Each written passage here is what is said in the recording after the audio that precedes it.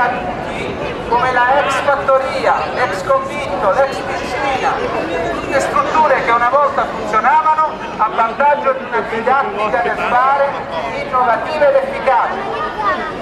Queste strutture sono state via via abbandonate e non curate dalle amministrazioni comunali.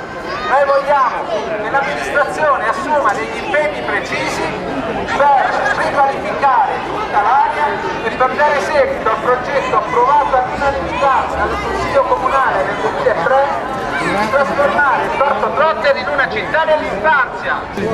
Lei la Trapella, perché siete qui insieme ai bambini del Trotter?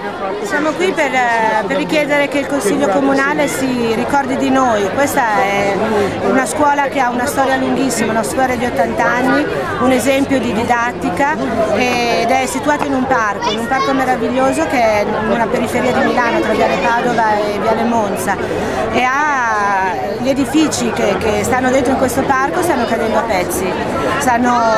C'è in particolare un ex convitto dove un tempo i ragazzi venivano ed erano stanziali, vivevano lì per fare scuola, che sta andando in rovina, cade proprio il tetto per terra, non è utilizzato da tantissimo tempo. Chiediamo che venga ristrutturato nell'ambito di un progetto che si chiama Progetto Habitat, che il Consiglio Comunale nel 2000 ha approvato all'unanimità e non è mai stato finanziato. In questo ex convitto potrebbe prendere sede la scuola media e anche la segreteria e la direzione della scuola e poi chiediamo anche di avere i nostri oneri di urbanizzazione che abbiamo avuto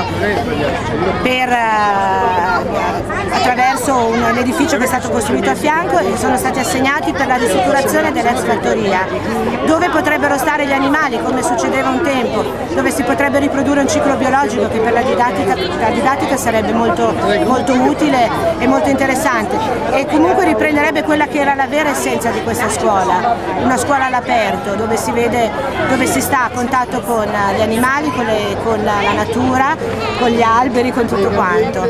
Quindi chiediamo che il Consiglio Comunale si ricordi di noi perché ha cancellato anche questi stanziamenti che pur anche se erano segnalati per il 2008, ora non ci sono più. Nel bilancio non c'è traccia di questi fondi? Non c'è più traccia di 7.800.000 euro, non c'è traccia di 269.000 euro di oneri di urbanizzazione, non c'è traccia di 1.300.000 euro che erano per la ristrutturazione di un edificio.